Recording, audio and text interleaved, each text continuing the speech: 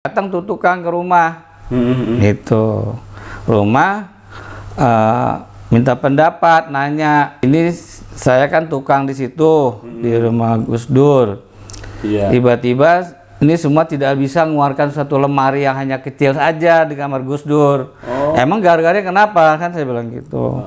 Dia bilang ternyata teman-temannya bilang, alah, lemari kecil gitu udah angkat aja berdua juga cukup gitu. Ternyata nggak bisa keluar, ramai-ramai pun tidak bisa gerak itu lemari.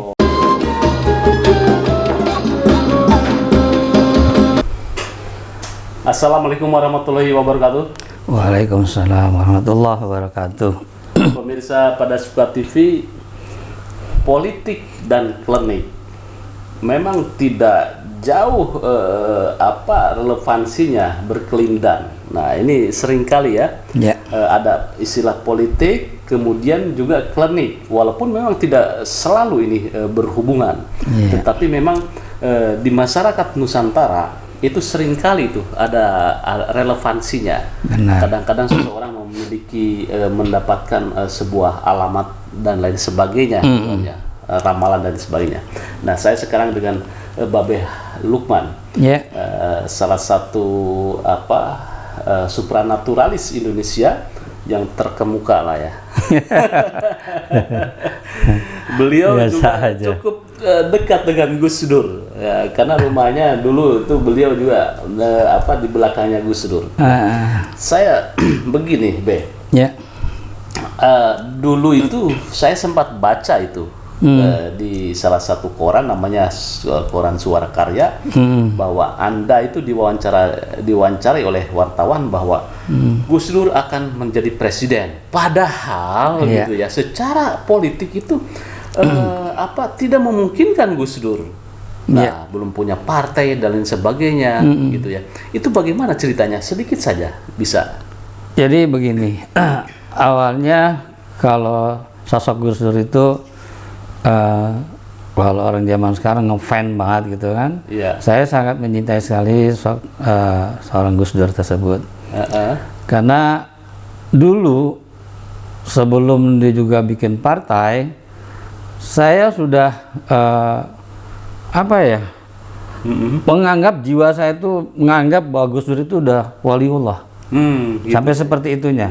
Tapi memang benar, saya yakin benar ini seorang waliullah. Gitu. Karena rumah Babeh dengan Gus Dur juga kan kebetulan kebetulan berdekatan gitu. Seperti itu. Nah, terus kemudian waktu itu kan tiba-tiba mencuat di media bahwa Gus Dur akan menjadi presiden. Itu ceritanya bagaimana? Ada lewat triado atau lewat apa itu? Itu hanya petunjuk aja. Semacam petunjuk gitu. Kebetulan saat itu saya diwawancarai oleh seorang wartawan dari Suara Karya. Itu saya lupa namanya, orang ibu-ibu udah tua itu ya. Tahun berapa ya waktu itu? Nah, itu saya lupa tahun berapanya. Memang saya pernah wawancarain gitu. Itu ada satu pergantian waktu itu presiden dengan Pak Habibie, yang rusuh itu dulu gitu. Nah, tiba-tiba saat itu diwawancarain, saya bilang begini gitu. Ya memang sekarang Pak Habibie karena dia wakil presiden, nggak ada waktu lagi, kan gitu. Nggak ada waktu lagi. Tapi saya punya petunjuk gitu. Saat negara ini seperti ini, genting. Kalau orang awam itu udah berkata genting, nggak tahu kalau orang-orang yang berpolitik ya. Awam aja saya bilang ini genting negara gitu. Tapi untuk saya itu terbayang ini harus Gus Dur gitu.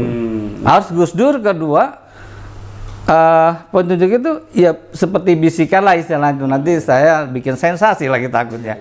Itu memang Gus Dur. Makanya wartawan itu bingung gitu. Kok bisa? Ya itu yang saya dapat, saya bilang gitu. Saya yakin hanya Gus Dur gitu. Baru negara ini adem lagi Dan gitu. ketika itu gejolak itu kan luar biasa waktu itu. iya, Anda mendapatkan firasat atau bukan firasat tetapi semacam ini ya, apa itu namanya kalau di dalam supranatural itu? Seperti gini, energi yang berkesinambungan terus dan menyelaraskan terus dengan seorang waliullah. Artinya setiap malam Jumat kan di sana dulu saya tidak pernah lepas majelis taklim saya di Ciganjur. Iya. Ada zikiran itu, ada tarekatnya.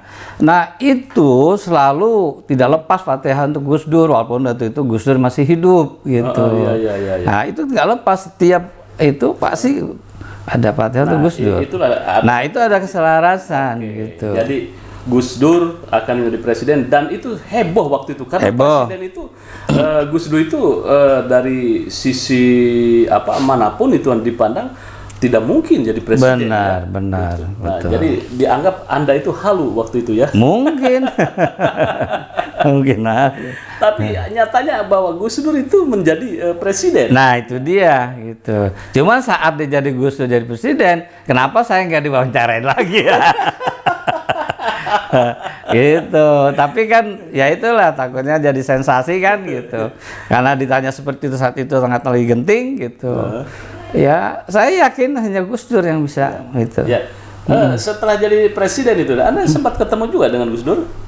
Ya kita kan dekat, kadang-kadang suka ada acara apa ya ketemu lah di situ gitu. Kan di masjidnya juga dekat kan gitu. Apa biasanya yang pernah dibicarakan dengan Gus Dur yang sampai terngiang gitu ya? Atau ada ijazah apa ini dari Gus Dur? Banyak sih, kalau saya juga orang-orang juga mengenai karomahnya dia juga saya juga merasakannya begini. Saat itu kan udah jadi presiden ya. Iya. Pas mau jadi presiden atau saya lupa. Pokoknya waktu rumahnya Gus Dur itu direhab total. Orang di situ di rumah Gus Dur. Iya. Tiba-tiba ini semua tidak bisa mengeluarkan satu lemari yang hanya kecil saja di kamar Gus Dur. Emang gara-garanya kenapa? Kan saya bilang gitu. Nah tukang ini lagi habis istirahat duduk-duduk sebentar. Ada teman yang ngomong, yuk kita keluarin itu yuk, itu lemari itu dari kamar Gus Dur. Lemari kecil, pokoknya bilangnya lemari kecil. Saya kan nggak ke sana, nggak ke rumah Gus Dur, karena mereka yang ke rumah, gitu. Dibilang ternyata teman-temannya bilang, alah lemari kecil gitu udah angkat aja berdua juga cukup gitu. Lemari kecil begitu ya? Iya, walau alam saya tidak ke sana. Pokoknya lemari kecil nggak mungkin kalau dua itu nggak kuat. Tapi dia kecil ya? Tapi dia meremehkan begitu mungkin. Alah berdua juga bisa keluar. Nah, ternyata nggak bisa keluar, ramai-ramai pun tidak bisa gerak itu lemari. Jadi pemirsa itu di kamar Gus Dur. Itu ada lemari kecil rumahnya direhab itu mau dipindahkan oleh berapa orang itu? 6 orang. Pokoknya dia nggak menyebut, pokoknya saya rame-rame nggak bisa keluar tuh lemari gitu. Padahal kecil. Gara-gara apa? Saya bilang, ya ngomong begitu, tak kabur mungkin. Masya Allah. Nah itu makanya saya bilang, kamu jangan main-main di situ. Itu di rumah wali, saya bilang gitu. Nah sekarang saya nggak bisa buat apa-apa, saya bilang gitu. Saya orang supernatural juga. Masa saya main dengan seorang wali? Kamu datang aja bilang ke Gus Dur. Waktu itu Gus Dur di Paso tinggalnya, karena waktu itu rumahnya direhab, nggak tahu rumah siapa itu saya lupa. Tinggal di sana di Paso tuh, Jalan Paso, belakang Ragunan. Ke sana aja minta izin. Ya begitu Gus Dur izinkan, ya udah keluar itu. Ya iya. Gitu. Dengar itu. Lemarinya lemari apa, Be? Nah saya nggak tahu, saya kan nanya ke situ, nggak banyak teliti seperti itu. Itu salah satu. Itu kan karomah yang sangat luar biasa. Lemari kecil dipindahkan oleh tukang dengan ucapan yang ria atau apalah gitu, menggampangkan. Nah itu. Akhirnya itu lemari itu tidak bisa ini. Tidak bisa. Kecuali Gus Dur mengiyakan. Izin dulu jadinya. Subhanallah. Sebetulnya kalau mungkin mereka nggak menggampangkan di situ, mungkin tanpa izin juga bisa keluar karena memang dia tugasnya mau ngerehab, ya kan? Tapi mungkin ada perkataan yang kurang adab gitu, walau alam. Ini percaya tidak percaya, tetapi bagi orang NU Nahdliyin ini sangat kejadian-kejadian ini biasa terjadi. Bisa terjadi di gitu. rumah-rumah di tempat-tempat yang dikatakan keramat ya. Nah, betul. Ada lagi nih nostalgia dengan Gus Dur. Ya ada juga cukup lah, cukup itu saja lah. Kalau itu dulu Mbak Yeni kemudian Mbak Alisa itu masih ini ya, masih remaja atau bagaimana? Iya, masih remaja kan waktu itu kan, masih. Tapi sempat interaksi dengan beliau? Oh enggak. Ya beliau juga mungkin kan nggak percaya juga keluarganya kan gitu. Oke, Be. Ini saya dengar itu ya, Gus Dur itu kalau ada anjing menggonggong itu ya. Nah, itu ketika Gus Dur datang itu langsung nunduk itu anjing itu. Tapi bukan datang, ada pengalaman waktu itu ada acara habis tahlilan atau apa gitu. Saya kan waktu itu rumahnya bukan